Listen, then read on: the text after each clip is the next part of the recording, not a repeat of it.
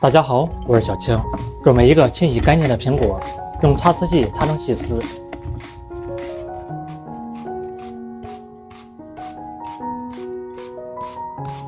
再加入150克糯米粉、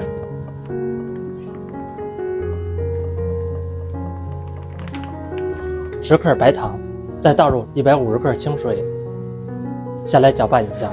我每天都会分享一道家常美食食谱，感谢您点个赞及订阅支持一下，非常感谢。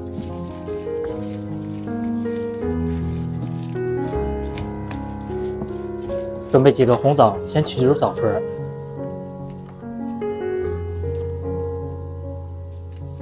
最后再剪成红枣碎。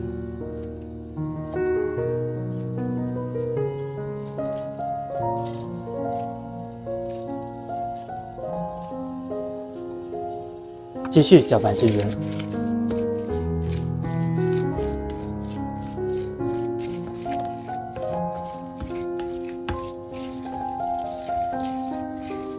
准备一个平底不粘锅，表面可以使用油粉干。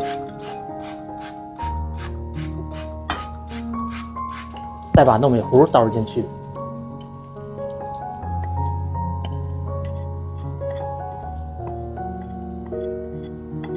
整理平整。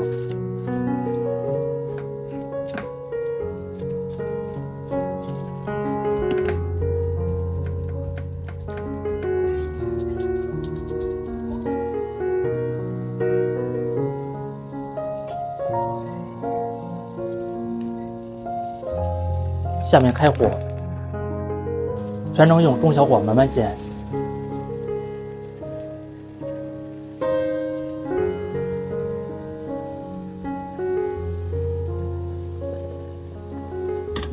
里面煎到定型的程度，再开一层油锁住水分。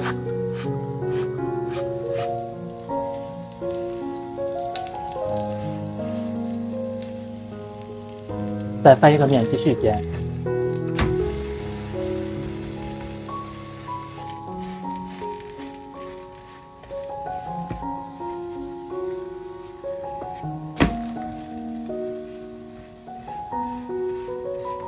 中途多翻几次面，一直把两面都煎到金黄酥脆的样子就可以了啊！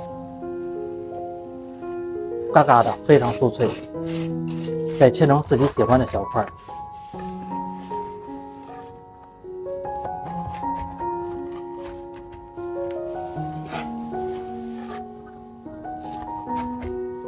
这样做出来的苹果糯米饼是不是很简单？吃起来的口感香甜可口，糯叽叽的，非常好吃，不油不腻。老人小孩都爱吃，做法也简单，喜欢吃就赶快收藏起来试吧。感谢您的订阅支持，我们下期食谱再见。